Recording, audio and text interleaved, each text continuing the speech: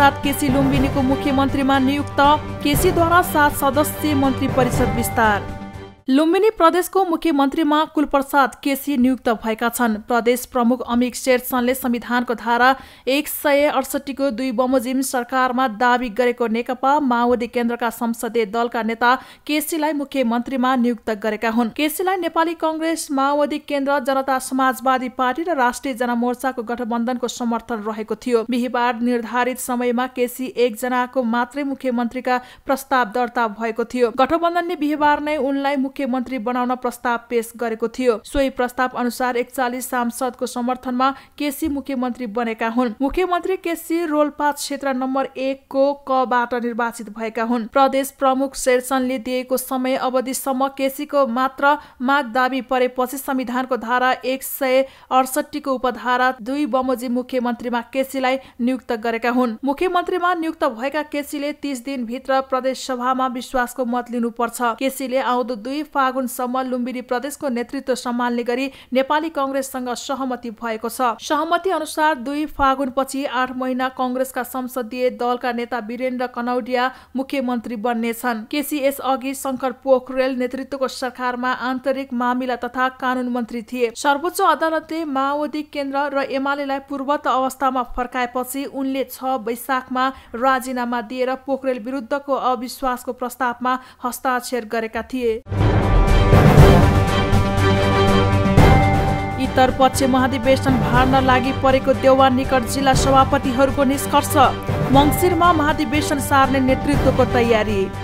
नेपाली कांग्रेसका संस्थापन पक्षीय जिल्ला सभापतिहरूले इतर पक्षले महाधिवेशन भाड्न लागेको निष्कर्ष निकालेका छन्। ललितपुरको समिट होटलमा बिहीबार बसेको स्थापन पक्षीय जिल्ला सभापतिहरूको बैठकले इतर पक्षीय सभापतिहरूको बैठकप्रति आपत्ति जनाउँदै इतर पक्षले महाधिवेशन भाड्न लागेको निष्कर्ष निकालेका हुन्। महाधिवेशनको समय सकिन लागेको जनाउँदै सभापतिहरूले 10-12 दिनमै महाधिवेशन सिद्ध्याउन सकिने समेत सुझाव दिएका छन्। 14औं महाधिवेशनलाई नै फोकस गर्ने, किनभने महाधिवेशनको समय हाम्रो सिद्धिन लागेको अवस्था र हामीले महाधिवेशन 10-12 दिनमा सिद्ध्याउन सक्छौँ। यदि कांग्रेसको क्रियाशील विवाद सिद्धियो भने हामी 10-12 दिन समय 15 दिनमै हामी महाधिवेशन सिद्ध्याउन सक्ने भएको कारणले हामीसँग समय छँदैछ। अझै पनि हामीले छिटोभन्दा छिटो महाधिवेशनको प्रक्रिया अगाडि बढाउनुपर्छ र महाधिवेशन गर्नुपर्छ भन्ने विषयलाई नै फोकस गरेका छौँ। सप्तरी र 12 जिल्लालाई पनि नयाँ क्रियाशील सदस्यता दिनुपर्ने माग सभापतिहरूको छ। जिल्लाका केही ओडाहरूले यसमा असन्तुष्टि व्यक्त गरेको भन्दै नयाँ क्रियाशील सदस्यबाट वञ्चित गर्ने षड्यन्त्र रोक्नुपर्ने 12 कांग्रेसको माग छ। त्यो बैठकको अर्थ हाम्रो के हो भने कि देशभरि छानबिन समिति गठन गर्यो, क्रियाशील छानबिन समिति। अहिले 2टा अरू केही वाडाहरू भन्छ सप्तरी जस्तो महत्त्वपूर्ण जिल्ला र 12 जस्तो महत्त्वपूर्ण जिल्लालाई क्रियाशीलबाट नयाँ क्रियाशीलबाट वञ्चित गर्ने षड्यन्त्र गरेको छ। त्यो सम्बन्धमा हामीले यो हाम्रो सभापतिको भेलाले एउटा कुरा हामीले 70 र 12 को फाइल नयाँ क्रियाशीलको फाइल दिनुपर्छ भन्ने हामीले एकमतले आवाज उठाएका। यो अधिवेशनलाई चाहिँ अब विधि सम्मत संविधान सम्मत छिटो सम्पन्न गर्नुपर्छ भन्ने ध्येयका साथ हामी हिजोदेखि छलफलमा छौँ। हामीले यिनै सुझावहरूको साथ हामीले केही बुदाहरू पनि हामीले बनाइरहेका छौँ र हामी त्यो सार्वजनिक पनि गर्दैछौँ। र मुख्य कुरा अब अहिले जुन किसिमको भ्रमहरू छ क्रियाशीलकोलाई अल्मल्याएर विशेष महाधिवेशनमा लैजाने भन्ने जुन भ्रमहरू छ यो भ्रममा रहनु हुँदैन भन्ने नै हाम्रो भेलाको निष्कर्ष हो। कांग्रेसको 14औं अधिवेशनलाई विधि सम्मत संविधान सम्मत छिटो सम्पन्न गर्नुपर्ने बारेमा छलफल गर्नुपर्ने पनि सभापतिहरूले स्पष्ट पारेका छन्। 12 र सप्तरी जिल्लाका केही ओडाहरूमा क्रियाशील सदस्यताहरूको विषयलाई निकालेर महाधिवेशन अल्मलाएको उनीहरूको आरोप छ। यसो मलाई लाग्छ त्यो त्यसरी चाहिँ विवाद थियो भनेदेखि त विवाद त समाधान भइसक्यो नि त। त्यसमा चाहिँ सर्वपक्षीय रूपमा तपाईँको चाहिँ त्यो जुन छानबिन समिति सर्वपक्षीय रूपमै बनेको छ, त्यसले सर्वपक्षीय रूपमै तपाईँको चाहिँ निर्णय भइसकेको छ। अब त्यो निर्णय भइसकेको कुरालाई फेरि तपाईँको चाहिँ यो अधिवेशनलाई धकेल्ने चाहिँ त प्रयत्न मात्रै हो। त्यो सर्वपक्षीय रूपमा बनेको छानबिन समितिले सर्वपक्षीय रूपमै निर्णय गरेकोले क्रियाशीलमा विवाद गलत भएको कांग्रेस संस्थापन निकट सभापतिहरूको जिकिर छ। विधि सम्मत 12 र 70 को जुन क्रियाशीलका फाइलहरू खोलेको छैन त्यसलाई विधिसम्मत रूपमा अविलम्ब केन्द्रीय कार्य समितिले खोला लगाउनु पर्छ। विधि सम्मत आएका नयाँ पुराना समावेशी भएर आएका नयाँ र पुराना सबै सदस्यहरूलाई सदस्यता दिनुपर्ने निष्कर्ष सभापति देउबा निकट सभापतिहरूको छ। श्वेत पत्रमा कुनै आग्रह र पूर्वाग्रह नरहेको अर्थमन्त्री शर्माको भनाई। तथ्य एकातिर निष्कर्ष अर्कोतिर भएको प्रतिपक्ष एमालेको आरोप। अर्थमन्त्री जनार्दन शर्माले देशको वर्तमान आर्थिक अवस्थाको श्वेत पत्रमा कुनै आग्रह र पूर्वाग्रह नरहेको स्पष्ट पारेका छन्। बिहिबार राष्ट्रिय सभामा देशको वर्तमान आर्थिक अवस्थाको जानकारी पछि सांसदका प्रश्नको उत्तर दिँदै उनले देशको वर्तमान आर्थिक अवस्थाको श्वेत पत्रमा कुनै आग्रह र पूर्वाग्रह र डेटामा फरक रहेको भए आफू कठघरामा उभिन तयार रहेको बताएका हुन्। अर्थमन्त्री शर्माले देशको वर्तमान आर्थिक अवस्थाको श्वेत पत्रमा भएका र काम सहितको विकासको उल्लेख गरिएको बताए। उनले यसमा कुनै आग्रहको गन्ध नभेटिने पनि प्रश्न पारे। जनप्रतिनिधिमूलक संस्थाको हठात विघटन गरी अध्यादेश मार्फत बजेट प्रस्तुत गरिएको भए तापनि सरकार एक अविच्छिन्न संस्था हुने स्थापित मान्यता र लोकतान्त्रिक संस्कार अनुरूप आर्थिक वर्ष 2078-79 को आय र व्यय अनुमानको अध्यादेश प्रतिनिधि सभा समक्ष पेश गरिसकिएको छ। प्रस्तुत अध्यादेशलाई सत्ता सहयात्री दलहरूको साझा न्यूनतम कार्यक्रम, वर्तमान सरकारको नीति र प्राथमिकता, जनचाहना तथा कोभिड-19 महामारीको कारण सृजित चुनौती समेतको संशोधन हुने गरी सुधार गर्न छिटै नै प्रतिस्थापन विधेयक प्रस्तुत गर्नेछु। कोभिड-19 महामारीको उत्कर्ष र यसले सिर्जना गरेको आर्थिक चुनौतीका बीच यो सरकारको कार्य प्रारम्भ भएको छ। विगतको सरकारले कोभिड-19 महामारीको प्रारम्भमा विज्ञहरूका सल्लाह र सुझाव विपरीत सामान्य रुगाखोकीको रूपमा महामारीलाई परिभाषित गर्ने जस्ता कार्यले यसको नियन्त्रणमा थप जटिलता पैदा गर्यो।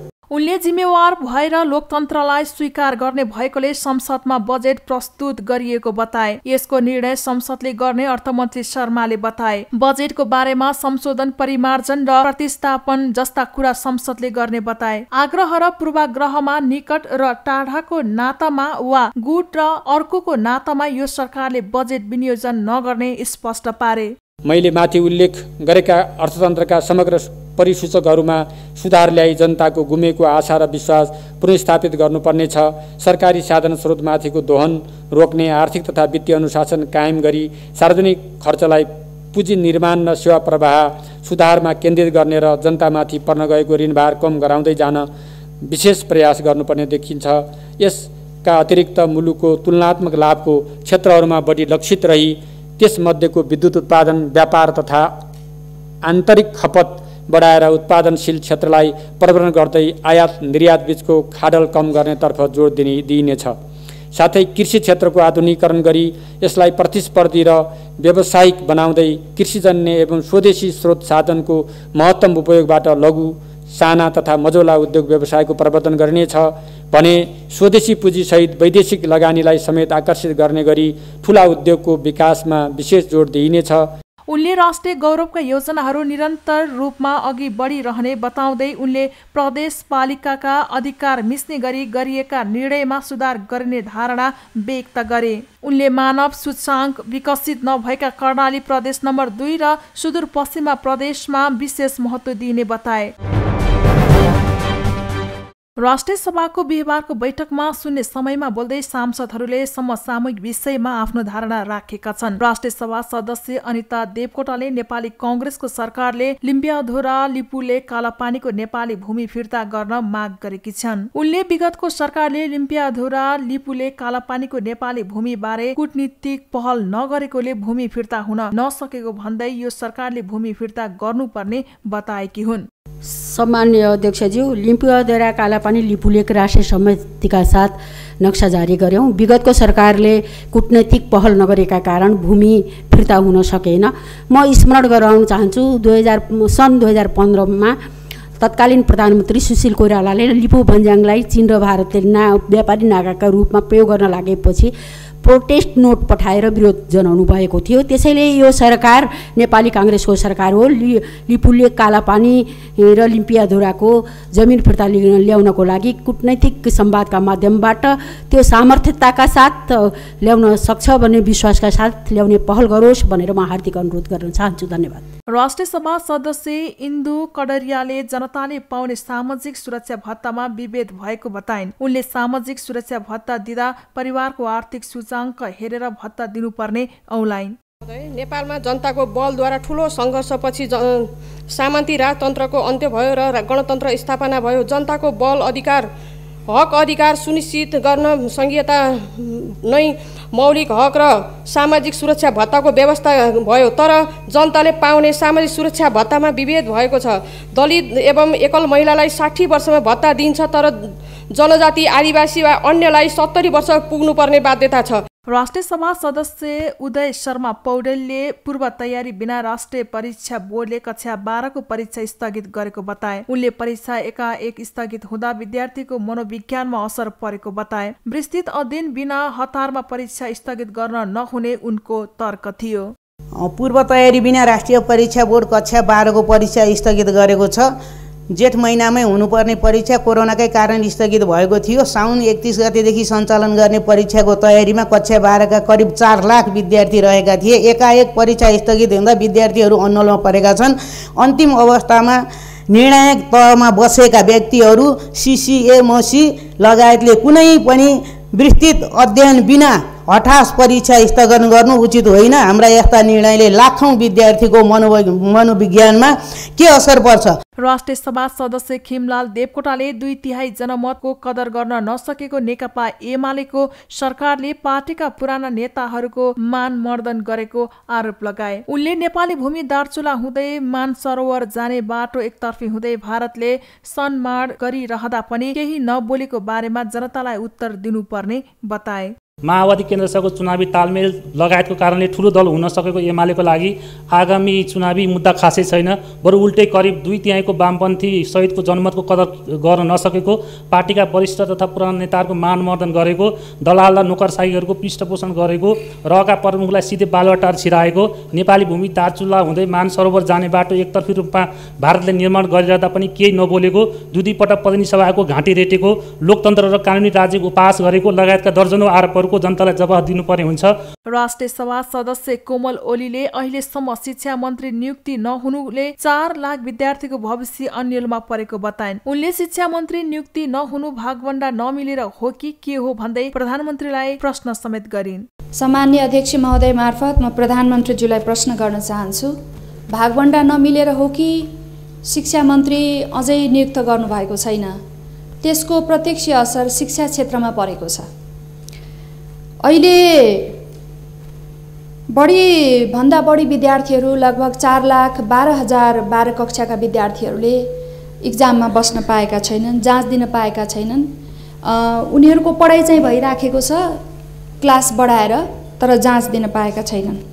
राष्ट्रिय सभा सदस्य चक्रप्रसाद स्नेहीले डडेलधुरामा हलिया मुक्तहरूले 2076 सालमा दिने भनिएको आवास खरिदको रकम अझै नपाएको भन्दै सरकारको ध्यान आकर्षण गराए। उनले 56 घरधुरीले 3,25,000 पाउने भने पनि 2,25,000 मात्रै पाएको गुनासो गरे।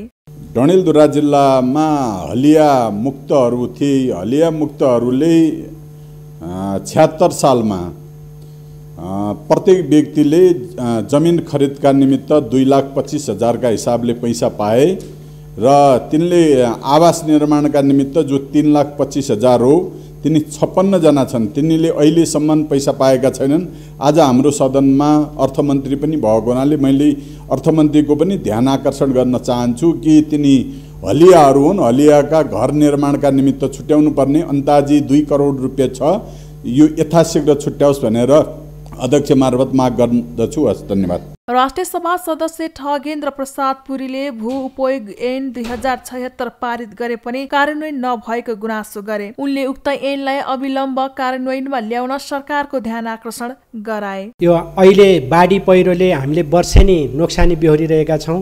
मुलुक र जनता यसको चाहिँ शिकार बनिरहेका छन् र वन जङ्गल र सार्वजनिक जग्गाहरू कुनै न कुनै हिसाबले चाहिँ दिन प्रतिदिन अतिक्रमण भइरहेको स्थिति छ।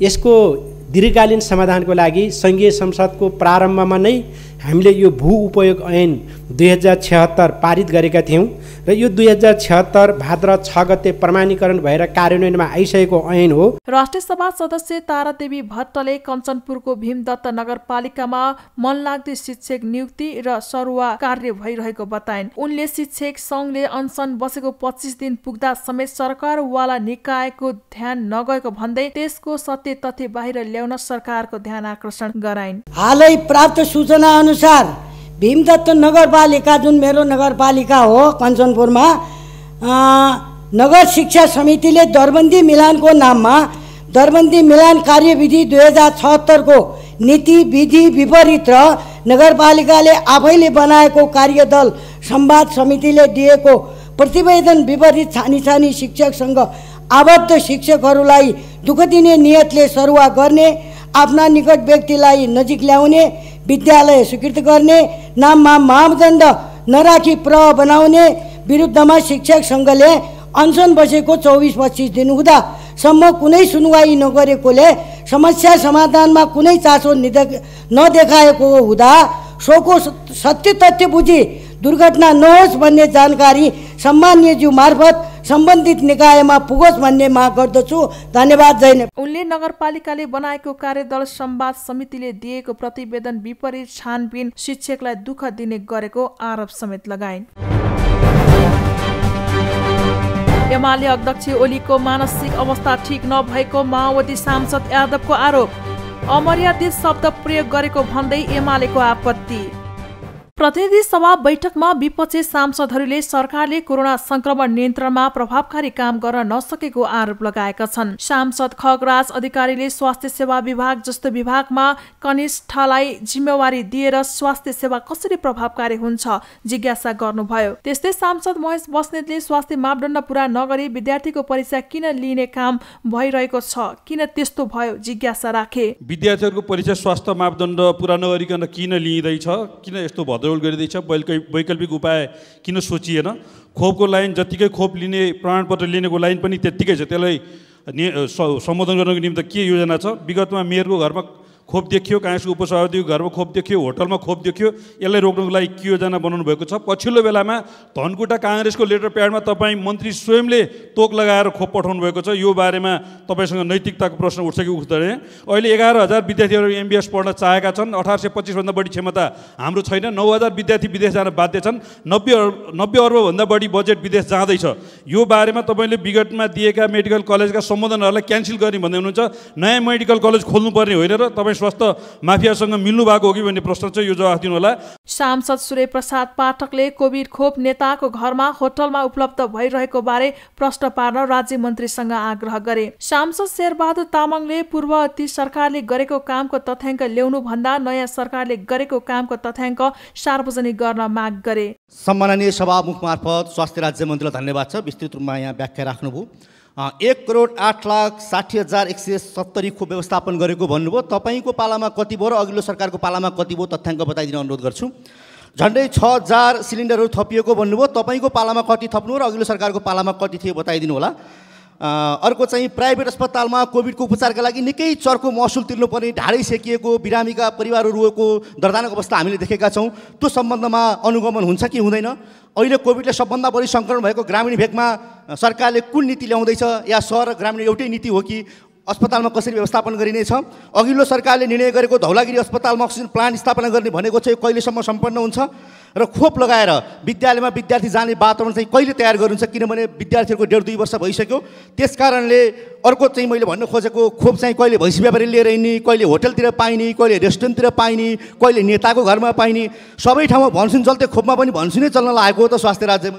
सांसद बिमला विकले जनतालाई अझ खोप उपलब्ध नभएको भन्दै तत्काल व्यवस्था गर्न माग गरिन्। त्यस्तै श्रमिक वर्गलाई खोपको व्यवस्थापन गर्न माग गर्नुभयो। सांसद डिला संग्रौलाले सरकारको पहिलो प्राथमिकता खोप हुने भनिएको थियो, तर अहिलेसम्म त्यो व्यवस्था किन नभएको जिज्ञासा राखिन्। सांसद गगन कुमार थापाले सरकारले खोपका लागि गरिएको काम प्रशंसनीय भए पनि व्यवस्थापन चुस्त गराउन माग गरे। खोप दिएर परीक्षा दिने भनिएको थियो, तर विद्यार्थीहरू बिना खोप परीक्षा रहेको भन्दै सांसद थापाले तत्काल व्यवस्था गर्न माग गरे। सम्माननीय सभामुख महोदय, सरकारले खोपको लागि गरेको काम प्रशंसनीय छ, तर व्यवस्थापन किन यति धेरै कमजोर?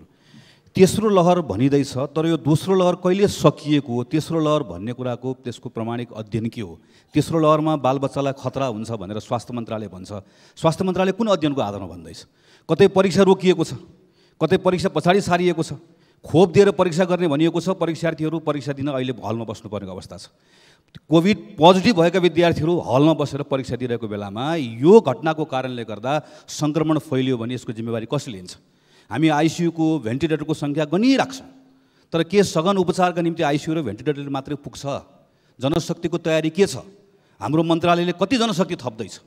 र साँझ 8 बजेपछि काठमाडौँ लगायतका ठाउँहरूमा सङ्क्रमण बढ्दै जाने, त्योभन्दा बिहान चाहिँ सङ्क्रमण घट्दै जाने, यो वैज्ञानिक प्रमाणको यसको तथ्य, यसको अध्ययन कहाँ भएको पनि जान्न चाहन्छु। धन्यवाद। सांसद रामकुमारी झाँक्रीले वृद्ध दोस्रो डोजको खोप प्राप्त गर्न नसकेको भन्दै सरकारले त्यसमा के तयारी गरेको छ जिज्ञासा राखिन्। सांसद बिन्दा पाण्डेले कोभिडले मनोवैज्ञानिक त्रास र हिंसा बढेको बताउनु हुँदै मनोविमर्शको तयारी सरकारले के गरेको छ भनेर चासो राखिन्। त्यस्तै सांसद कृष्ण कुमार राईले सरकारले प्रस्तुत गरेको खोप बारेको तथ्याङ्क कमजोर रहेको बताए। फागुनको अन्तिम या चैतको पहिलो सातातिर 13 लाख वृद्धलाई ज्येष्ठ नागरिकलाई कोभिडसिल्ड खोप लगाइएको थियो र ती 13 लाख वृद्धले दोस्रो खोप पाएनन्। WHO को अथवा खोपको मापदण्ड अनुसार 8 देखि 12 हप्तासम्म पाउने भनेको थियो। अहिले वृद्धको त्यो खोपको अवस्था के छ, खास गरी कोभिडसिल्डको कुरा। दोस्रो, विदेश जानको लागि कतिपय देशहरूले इमिग्रेसनबाट छिर्नको लागि 4 घण्टाको त्यो ऱ्यापिड टेस्टको रिपोर्टको माग गरिरहेछन् र त्यो पनि TIA-बाट हुनुपर्ने भन्ने कुरा छ। त्यसको लागि सरकारले के तयारी गरेको छ? तेस्रो चाहिँ विदेश जानको लागि खोप लाउनको लागि भनेर फेरि अहिले जुन मान्छेहरूलाई लाइनमा राखिएको छ, लाइनमा राख्ने होइन, अहिले खोपको कार्ड नै त्यस्तो डेभलप गरेर पहिलो सुरुमै त्यसरी नै बाँड्ने हो कि त्यसको रिम्यानेजमेन्ट गर्ने हो कि? सांसद निरुदेवी पालले तेस्रो लहरको महामारीको सामना गर्ने सरकारको तयारी बारे जानकारी दिन माग गरिन्। कोभिड खोप पार्टी कार्यकर्तालाई लुकी लगाउने काम भइरहेको सांसद मीन बहादुर विश्वकर्माले अस्पतालमा स्तरीय सेवा हुँदाहुँदै पनि चुस्त व्यवस्थापन हुन नसकेको बताए। सांसद राजेन्द्र कुमार केसीले यो सरकार बनेको 1 महिनामा 33 लाख खोप उपलब्ध भएकोमा सरकारलाई धन्यवाद दिए। सम्मानित सभामुख महोदय, बिरामीको सफल उपचारमा असल चिकित्सकको जति भूमिका हुन्छ त्यसको दोब्बर भूमिका असल नर्सको हुन्छ भन्ने तथ्य हामी सबै प्रमाण उदाहरणका लागि साक्षी छौँ। अधिकांश सरकारी अस्पतालमा स्तरीय सेवा सुविधा हुँदाहुँदै पनि उचित सेवा अभाव छ, तर असल क्षमतावान नर्सहरू महँगा निजी अस्पतालमा समेत न्यून मासिक 12-15 हजारमा काम गर्न बाध्य छन्। यदि यस्तै हो भने असल र सबै गुणस्तरीय नर्सहरू चाँडै विदेशिने समस्या छ। त्यसैले कम्तीमा BSc नर्सलाई न्यूनतम अधिकृत सरह र स्टाफ नर्सलाई न्यूनतम नायब सुब्बा सरहको तलबमान सुविधा तत्काल निर्धारण गर्ने गरीको व्यवस्था लागू गर्नुपर्दछ। विगतको देउबा सरकारले लागू गरेको क्यान्सर, बोन म्यारो, मस्तिष्क पक्षघात, किडनी फेल, स्पाइनल इन्जुरी र ब्लड क्यान्सरका दीर्घ रोगीहरूलाई जीवन यापनमा सजिलो होस् भन्नका लागि मासिक रु 5,000 भत्ता दिने व्यवस्था गरिएको थियो। यो कार्यक्रम निरन्तर छ कि छैन? सांसद महेश्वर जङ गहतराजले खोप भण्डारणमा नभई जनताको शरीरमा पुर्याउने व्यवस्था गर्न माग गरे। सांसदहरू धर्मशिला चापागाई, प्रकाश रसाइली, स्नेही, सरिता नेउपाने, राम बहादुर विष्ट, पुष्पा भूषाल, नारायण प्रसाद मरासिनी, खेम प्रसाद लोखनी, गंगा चौधरी, सदगौवा, सञ्जय कुमार गौतम, मीना सुब्बा, उमा रेग्मी, प्रेम सुवाल लगायतले राज्य मन्त्री श्रेष्ठलाई जिज्ञासा राखेका थिए। मन्त्री परिषदले पूर्णता नपाएको विषयमा कांग्रेसकै सांसदले प्रश्न उठाए। गगन थापाद्वारा संसदमा जवाफ माग। मन्त्री परिषदले पूर्णता नपाएको विषयमा सत्तारूढ नेपाली कांग्रेसकै सांसदहरूले प्रश्न उठाएका छन्। बिहीबार प्रतिनिधि सभाको विशेष समयमा बोल्दै कांग्रेस सांसद गगन थापाले मन्त्री परिषद विस्तार हुन नसक्नुको कारण माग गरेका हुन्। उनले भित्र घचमच के छ यो जनताले बुझ्दैन भन्दै मन्त्री परिषदले पूर्णता पाउन नसक्नुको कारण माग गरेका हुन्। त्यसै सम्मानित सभाको महोदय मार्फत मेरो प्रधानमन्त्रीलाई आग्रह, मन्त्री परिषदलाई पूर्णता किन नदिएको? यत्रो दिनसम्म भित्रका राजनीतिक घचपच के छ यो जनतासँग सरकार हुने विषय होइन। द्रुत गतिमा मन्त्री परिषदलाई पूर्णता दिनुपर्छ। खोपको प्राथमिकता सरकारले ठिक ढङ्गले लिएको छ। खोप उपलब्ध गराउने कुरा सँगसँगै खोपको व्यवस्थापनको कुरा आज हामीले लामो छलफल गरेका छौँ। खोप मात्र होइन, दशैंमा हेर्नुहोस् त भारतको खुला सिमानाबाट कति लाख नागरिक आउँछन्, काठमाडौँबाट कति गाउँमा जान्छन्। हामी चैतमा खोप पुर्याउने कुरा गर्दैछौँ, कति प्रतिशतले असोज कार्तिकमा खोप पाउँछन्। हामी त्यस पछाडि यो हामीले गर्नुपर्ने पूर्व तयारी खोप बाहेक अरू गर्नुपर्ने तयारीहरू कति गरिरहेका छौँ। कोभिडको कारणले गर्दा देखिने गरेको स्वास्थ्य क्षेत्र थला परेको छ, तर गैर स्वास्थ्य क्षेत्र बाँकी छ। कृषिको क्षेत्र, शिक्षाको क्षेत्र, सेवाको क्षेत्र हेर्नुहोस् त, पर्यटन, यातायात, मनोरञ्जनको क्षेत्र, कति मान्छे कङ्गाल बनेका छन्, घरबार डुबेको छ मानिसहरूको। यिनीहरूको क्षेत्रमा ठोस काम गर्नुपर्छ कि पर्दैन? नयाँ सरकारले कामबाटै जनतालाई जवाफ दिनुपर्ने भन्दै उनले साझा न्यूनतम कार्यक्रम अनुसार अघि बढ्न सरकारलाई आग्रह गरे। सांसद थापाले प्रमुख विपक्षी दल नेकपा एमालेका अध्यक्ष केपी ओलीले सशस्त्र युद्धका घाइतेहरूलाई उपचार नपाए आफ्नो पार्टी कार्यालयमा आउन गरेको आग्रहप्रति आपत्ति जनाए। मैले जतिखेर बोल्दै हुनुहुन्थ्यो उहाँले भन्नुभयो, मैले सम्झेँ पञ्चायतपछि पहिलोपटक सरकारमा बस्नेले शक्ति प्रदर्शन गर्यो सडकमा। अनि उहाँ उभिएर भन्नुहुन्छ, राज्य सञ्चालन गर्दा अपनाउनु पर्ने सबै खालको संयमता र अनुशासनप्रति म सजग थिएँ र त्यही अनुरूपको व्यवहार गरेँ। प्रतिपक्षसँग संवाद पनि छैन, प्रतिपक्षसँग संवाद र सहमतिको सम्पूर्ण काम गरेको थिएँ भन्दै गर्दा संविधानले दिएको संवैधानिक परिषदबाट प्रतिपक्षलाई आउट गर्ने प्रधानमन्त्रीलाई मैले सम्झेँ। गठबन्धनको संस्कृति भित्रियो, कत्रो चिन्ता गर्नुभएको। त्यो उभिँदै गर्दा यसो मनमा लाग्यो कि लागेन होला। यो सिङ्गो संसदबाट एक मना सरकार थियो, करिब 2/3 सरकार थियो, एउटै पार्टीको बहुमत भएको सरकार थियो। यहाँ मात्र होइन, प्रदेशमा पनि थियो। जताततै गठबन्धन मेरै अहङ्कारको कारणले गर्दा आएको भन्ने सम्झनु भयो कि सम्झनु भएन होला। मलाई उदेक कतिखेर लाग्यो भने ए घाइते योद्धाहरू, सरकारले तिमीहरूको उपचार गरेन भने मेरो पार्टी कार्यालय आऊ भनेर भनिरहँदै गर्दा कठैबरा आफ्नै उपचार गर्न त सरकारको ढुकुटीमा गएर हात फैलाउनु पर्नेले पार्टी कार्यालयमा आए कसरी उपचार गराउलान्? आफ्नै उपचार गर्न त सरकारको ढुकुटीमा गएर हात फैलाउनेले पार्टी कार्यालयमा गए कसरी उपचार गराउला भनेर उनले व्यङ्ग्यात्मक प्रश्न गरेका हुन्। सरकारले सबैको कुरा सुनेर अगाडि बढ्नुपर्ने भन्दै थापाले अघिल्लो सरकारले प्रमुख प्रतिपक्षीलाई नसुनेको पनि स्मरण गराए। संविधानले दिएको संवैधानिक परिषदको बैठकबाट प्रतिपक्षीलाई आउट गर्ने कार्य ओली नेतृत्वको अघिल्लो सरकारले गरेको उनको भनाइ थियो। 1,08,60,000 डोज खोप आउने सुनिश्चित भएको स्वास्थ्य मन्त्रीद्वारा सदनलाई जानकारी। तेस्रो लहरको तयारी नथालेको भन्दै विपक्षीको असन्तुष्टि। स्वास्थ्य राज्य मन्त्री उमेश श्रेष्ठले असोज मसान्तसम्म 1,08,60,000 डोज खोप ल्याउने सुनिश्चित भइसकेको बताएका छन्। प्रतिनिधि सभा बैठकमा बिहीबार समय लिएर बोल्नुहुँदै उनले सो जानकारी गराएका हुन्। पूर्ववर्ती सरकारले 97 लाख खोपको व्यवस्थापन गरेको र नयाँ सरकार आएपछि बुधबारसम्म 75 लाख खोप नागरिकलाई लगाइएको जानकारी पनि उनले दिए। 18 देखि 30 वर्षका विद्यार्थीलाई केही दिनमै खोप उपलब्ध गराउने तयारी सरकारले गरेको पनि उनले बताए। नयाँ सरकार आएपछि हिजोसम्म 75 लाख खोप लगाइएको छ। वर्तमान सरकारले खोपलाई एउटा अभियानको रूपमा प्रत्येक दिन 1,50,000 देखि 2 लाख खोप लगाउने थालनी गरिएको छ। अब यही असोज मसान्तसम्म भुटानबाट प्राप्त समेत 1,08,00,000 प्राप्त हुने सुनिश्चित भएको छ। सुनिश्चित भएअनुसार नेपाली जनतालाई कमसेकम 33% जनतालाई खोप लगाउने कार्यक्रमहरू राखिएको छ। स्वास्थ्य राज्यको दायित्व भएको हुँदाखेरि स्वास्थ्यमा आमूल परिवर्तन गर्नुपर्ने अवस्था स्थिति छ। यसको सुधार र विस्तारलाई अल्पकालीन र दीर्घकालीन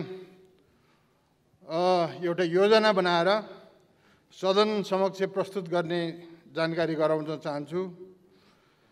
इतिहास बोकेको ठुला ठुला हस्पिटल्सहरू यसको स्तर वृद्धि गरेर सुपर स्पेशलिस्ट सेवा वृद्धि गर्न अपरिहार्य सरकारले ठानेको छ।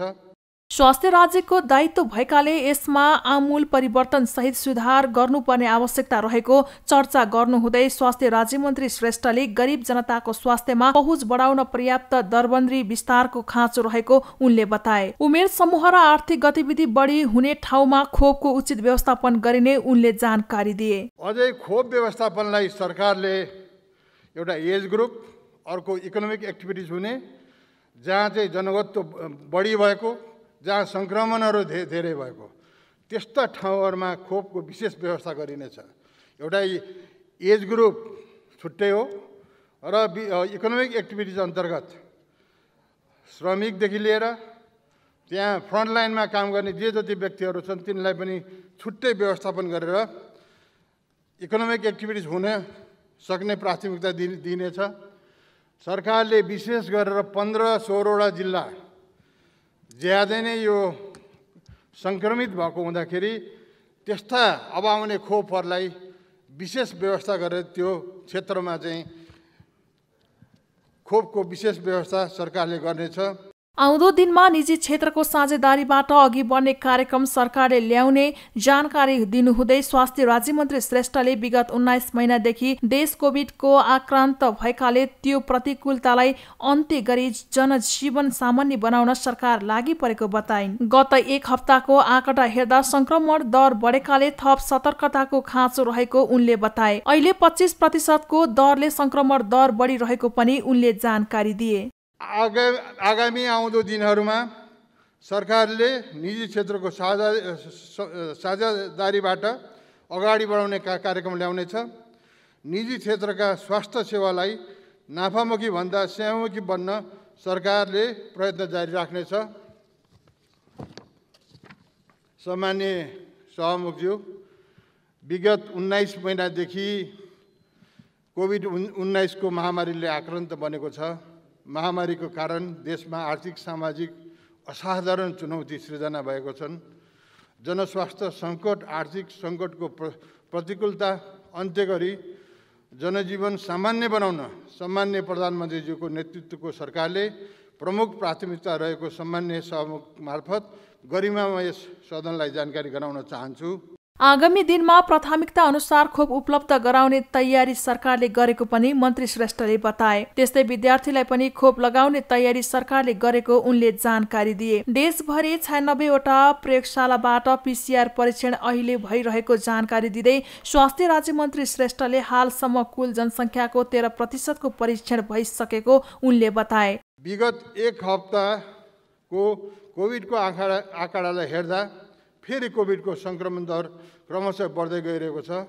यति बेला देशमा सक्रिय सङ्क्रमितको सङ्ख्या 38,000 नागिसकेको छ। अहिलेको सङ्क्रमण दर 25% को हाराहारीमा रहेको छ र म यस सदन मार्फत सबैलाई सावधानीपूर्वक जनस्वास्थ्यको मापदण्ड अपनाउन पुनः अपिल गर्न चाहन्छु। कोभिड-19बाट हालसम्म 7,75,391 सङ्क्रमित भएको छन् भने 6,75,083 जना निको भइसकेको छ। कोभिडको कारणले हाम्रो देशमा पनि 10,180 जनाले अमूल्य जीवन गुमाउनु परेको छ। सभामुख महोदय, कोभिड-19 नियन्त्रणको लागि सरकारले कोभिड-19 विरुद्धको निःशुल्क खोप अभियानलाई तीव्रता दिएको निवेदन गर्दछु। अहिलेसम्म 1,08,60,170 खोप प्राप्त भइसकेको राज्य मन्त्री श्रेष्ठले जानकारी दिए। माघ मसान्तसम्म 3,23,00,000 थप खोप प्राप्त हुने जानकारी उनले संसद बैठकलाई दिए। पहिलो मात्राको खोप लगाउने जनसङ्ख्या 45,70,553 जना, दुवै मात्रा खोप लगाउने जनसङ्ख्या 28,88,360 रहेको पनि उनले बताए। अहिले मौजात 1,73,000 खोप केन्द्रमा मौजात रहेको पनि उनले जानकारी दिए। नेपालमा खोप उत्पादनका लागि तयारी भइरहेको जानकारी दिनुहुँदै राज्य मन्त्री श्रेष्ठले आजसम्म 2000लाई QR कोडको प्रमाणपत्र उपलब्ध गराइएको उहाँले बताए। कोभिड नियन्त्रण र उपचारका लागि सरकारले सम्पूर्ण ध्यान लगाएको पनि उनले जानकारी गराउनुभयो। कोभिड तेस्रो लहर आउने खतरा कायमै रहेकाले सबैले स्वास्थ्य मापदण्डको पालना गर्नुपर्ने उनको भनाइ छ। र नेपालमा 3260 संक्रमित थपिए। 32 जनाको मृत्यु। उपत्यकामा थपिए 1133 जना संक्रमित।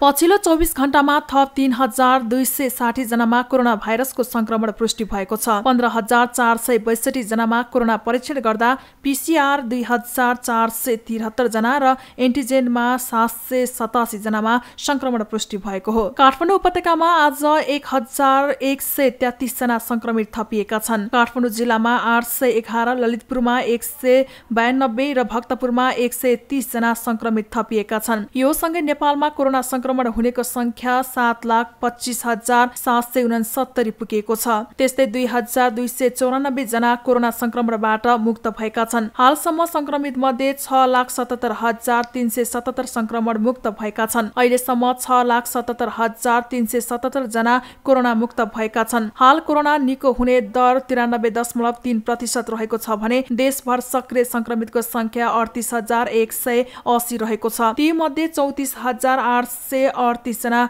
होम आइसोलेसन र 3,342 जना अस्पतालमा उपचार गराइरहेका छन्। अस्पतालमा उपचार गराइरहेका मध्ये गम्भीर अवस्थामा 737 जनालाई आइसियु र 183 जनालाई भेन्टिलेटरमा राखेर उपचार भइरहेको मन्त्रालयले जनाएको छ। संक्रमणबाट थप 32 जनाले ज्यान गुमाएका छन्। यो सँगै मृत्यु हुनेको संख्या 10,212 पुगेको छ।